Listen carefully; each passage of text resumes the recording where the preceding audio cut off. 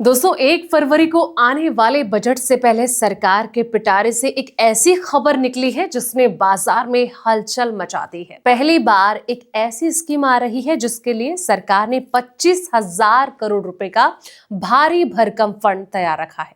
क्या ये middle class की लॉटरी है या फिर मेक इन इंडिया को मिलने वाला है अब तक का सबसे बड़ा बूस्टर डोज? अगले कुछ मिनट में हम डिकोड करेंगे कि मोदी सरकार के उस मास्टर स्ट्रोक को जो भारत को ग्लोबल एक्सपोर्ट का हब बनाने की तैयारी में है। नमस्कार, मैं हूं आपके साथ संध्या बिष्ट और आप देख रहे हैं द इकोनॉमिक टाइम्स हिंदी। बता दें कि इंफ्रास्ट्रक्चर सेक्टर में फंसे प्रोजेक्ट्स और बैंकों के हिचक को दूर करने के लिए जो है केंद्र सरकार बड़ा दांव खेलने की तैयारी में है। FY27 के यूनियन बजट में 25,000 करोड़ रुपए का एक खास रिस्क गारंटी फंड लाया जा सकता है। इसका जो मकसद है बैंकों और फाइनेंशियल इंस्टीट्यूशन का डर कम करना और साथ ही अटकी हुई इंफ्रा परियोजनाओं को दोबारा रफ्तार देना है। अगर ये योजना लागू होती है तो इंफ्रा फाइनेंसिंग की तस्वीर जो है वो बदल सकती है। केंद्र सरकार इंफ्रास्ट्रक्चर सेक्टर में लंबे समय से बनी फंडिंग की रुकावट को खत्म करने की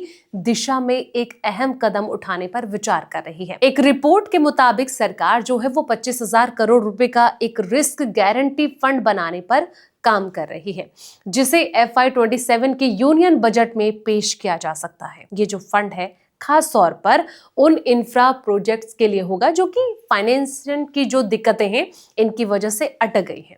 ये जो प्रस्ताव है NABFID के तहत बनी एक समिति ने वित्त मंत्रालय को सौंपा है। योजना के मुताबिक NCGTC इंफ्रास्ट्रक्चर प्रोजेक्ट से जुड़े डेवलपमेंट रिस्क के खिलाफ गारंटी देगा। इसके बैंकों और NBFCs को ये भरोसा मिलेगा कि अगर प्रोजेक्ट में कोई जोखिम आता है तो उसका कुछ हिस्सा गारंटी के तहत कवर हो जाएगा। नतीजन लेंडर्स ज्यादा लचीली शर्तों पर जो है वो कर्ज देने के लिए तैयार हो सकते हैं। सरकार के एक अधिकारी के हवाले से ये कहा गया है कि ये जो फंड है आंशिक रूप से लोन की गारंटी देगा और इसके बदले नाम मात्र की फीस ली जाएगी।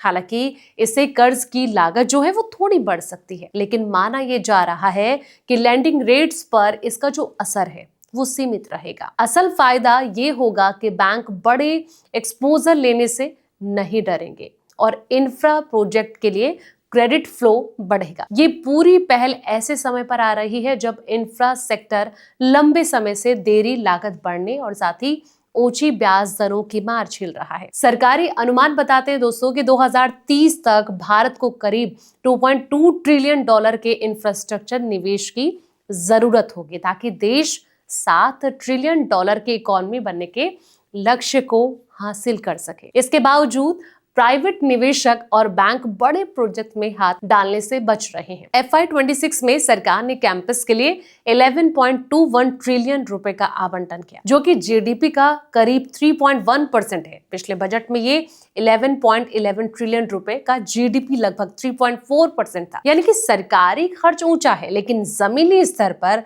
प्रोजेक्ट लेवल समस्याएं अब भी बड़ी बाधा बनी हुई है। फिलहाल इस वीडियो में इतना ही। ऐसे ही तमाम वीडियोस के लिए आप देखते रहें द इकोनॉमिक टाइम्स हिंदी।